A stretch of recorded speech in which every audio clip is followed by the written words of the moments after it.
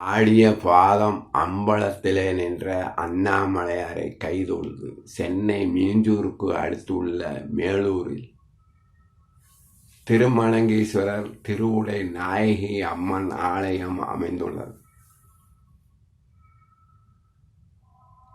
ஆதியிலே அடர்ந்த காடும் அந்த காட்டை ஒட்டி ஒரு சிறு கிராமமும் இருந்தது. அந்த கிராமத்திலே உள்ள செல்வந்தர் ஒருவரின் பசுவானது தினமும் காட்டிற்கு சென்று விட்டு வந்து பிறகு தனது கன்றுக்குட்டிக்கு பால் ஊட்டுவதை வாடிக்கையாக கொண்டிருந்தது. ஆக அந்த செல்வந்தரும் அந்த கிராம மக்களும் ஒன்று சேர்ந்து அந்த பசுவை தொடர்ந்து பின் சென்று பார்த்தபோது அடர்ந்த கானகத்தின் உள்ளே சென்ற பசுவானது ஒரு புதரை விலக்கி புதருக்குள் இருந்த புற்றிற்கு பால் சொரிவதையும் அந்த புற்றிலிருந்து ஒரு நாகம் வெளிப்பட்டு பால் அருந்துவதையும் கண்ட கிராம மக்கள் மேய்ச்சிலிர்த்து அந்த அபூர்வ காட்சியை கண்டு கழித்து கொண்டிருந்த போது ஒருவருக்கு அருள்வாக்கு வந்து கூறத் தொடங்குகின்றார். இந்த புற்றிலே புற்றுலிங்கேஸ்வரராக நான் இருக்கின்றேன், ஆகவே எனக்கு ஒரு ஆலயம் கட்டுங்கள் என்று கூற அந்த செல்வந்தரும் கிராம மக்களும் ஒன்று சேர்த்து புற்றுலிங்க வடிவிலே இருந்த புற்றுலிங்கேஸ்வரருக்கு சிறு ஆலயத்தை எழுப்புகின்றார்கள். பரமேஸ்வரன் திரு கையிலேயிலே பார்வதி தேவியுடன் அமர்ந்து கொண்டிருந்த போது விளையாட்டாக பார்வதி தேவி பரமேஸ்வரரின் கண்களை கட்ட உலகம் இருண்டு போகின்றது. இச்சாசக்தி, ஞானசக்தி, கிரியாசக்திகள் செயலிழந்து போனதால் விலங்குகளும் தாவரங்களும் உயிரினங்களும் மிகவும் துன்பப்பட்டு கொண்டிருந்த வேளையிலே இறைவனாகிய பரமேஸ்வரன் கடும் கோபம் கொண்டு,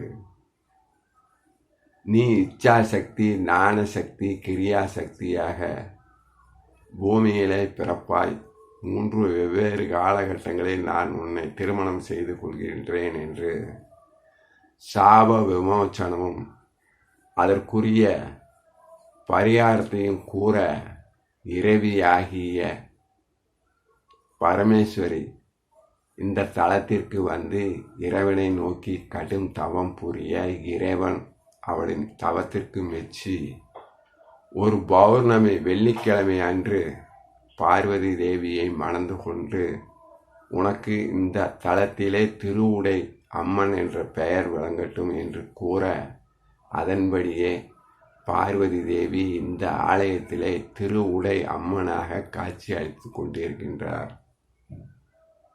இந்த ஆலயத்திலே பிரம்மதேவன் தாடி மீசையுடன் அருள் பாலிக்கின்றார். பிரம்மலோகத்திலே 4 தலைகளுடன் நான்முகன் 4 வேதத்தின் உட்பொருளை சரஸ்வதி தேவிக்கு எடுத்து கூறிக்கொண்டிருந்த போது அவரது 4 முகங்களிலே இருந்த வாயிலிருந்து வெவ்வேறான வார்த்தைகள் விழுவதை கண்ட சரஸ்வதி தேவி சிரிக்கின்றாள். உன்னையும் நான் தான் படைத்தேன் என்று பிரம்மதேவன் கூற சரஸ்வதி கோபித்து கொண்டு வெளியேறி விடுகின்றார். அவளை காணாத பிரம்மதேவன் இந்த ஆலயத்துக்கு வந்து திருமணங்கீஸ்வரர் திருவுடை நாயகியை வணங்கி வழி கேட்க திருவுடை நாயகி அம்மன் சரஸ்வதி தேவியை தோன்ற செய்து சதிபதி இருவரும் நீண்ட நாட்கள் வாழ வேண்டும் என்று வாழ்த்தி அவர்களை ஒன்று சேர்த்ததும் ஒரு பௌர்ணமி வெள்ளிக்கிழமை காலை அன்று. ஆக தாடி மீசையுடன் இருந்த பிரம்மதேவர் பிரம்மலோகம் செல்ல மறுத்து நான் இந்த ஆலயத்திலே தங்கிவிடுகின்றேன் என்று வரம் பெற்று இந்த ஆலயத்திலே தாடி மீசையுடன் காணப்படுகின்றார். மேலும் 16ஆம் நூற்றாண்டிலே முருகேச செட்டியார் என்பவர்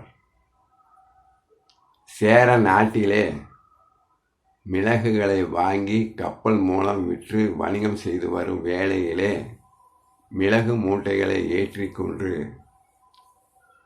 கப்பல் துறைமுகத்துக்கு செல்லும் வழியிலே இந்த திருவுடை நாயகி அம்மனை வணங்கி இந்த ஆலயத்திலே இரவிலே தங்கி விடுகின்றார்.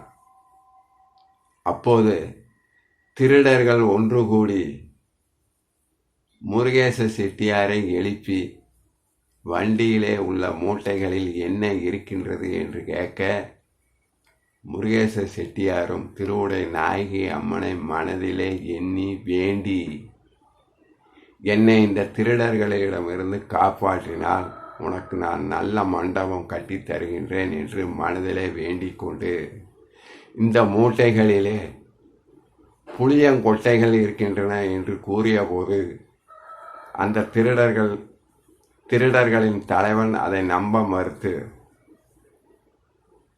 அந்த மூட்டைகளை கொட்டி பார்த்தபோது அவை அனைத்தும், அந்த மிளகுகள் அனைத்தும் புளியங்கொட்டைகளாக மாறியதைக் கண்டு முருகேச செட்டியாரை தாக்காமல் ஒன்றும் செய்யாமல் அந்த இடத்தை விட்டு சென்று விடுகின்றார்கள். பிறகு முருகேச செட்டியார் திருவுடை நாயகி அம்மனை பார்த்து, அம்மா தாயே, திருடர்களிடமிருந்து என்னை காப்பாற்றி விட்டாய், மேலும் இந்த புளியங்கொட்டைகளை நல்ல தரமான மிளகுகளாக மாற்று என்று கூற, அந்த புளியங்கொட்டைகள் அனைத்தும் நல்ல தரமான மிளகுகளாக மாறின. எனவே தான் சொன்ன வாக்கின்படியே முருகேச செட்டியார் நல்ல அழகான மண்டபம் ஒன்றை கட்டி கொடுத்தார். அந்த மண்டபம் இன்றும் மிளகு மண்டபம் என்ற பெயரிலே அழைக்கப்படுகின்றது. இந்த ஆலயத்திலே உள்ள திருமணங்கீஸ்வரர் திருவுடை நாயகி அம்மனை பௌர்ணமி அன்று வணங்கினால் 1000 புண்ணியம், சித்ரா பௌர்ணமி அன்று வணங்கினால் கோடி புண்ணியம். இந்த ஆலயத்திலே உள்ள திருமணங்கீஸ்வரர் திருவுடை நாயகி அம்மன் திருமணம் நடந்தது பௌர்ணமி அன்று வெள்ளிக்கிழமை காலை.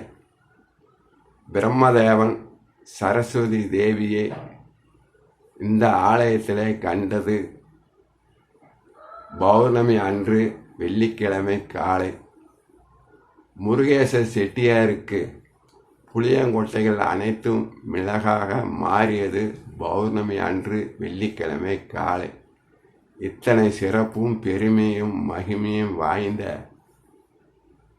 திருமணங்கீஸ்வரர் திருவுடை நாயகி அம்மனை நாம் வணங்கினால் 16 செல்வங்களும் பெற்று வாழ்வோம் என்று இந்த அழகிய ஆலயத்தின் தல வரலாறு விரிவாக எடுத்து உரைக்கின்றது.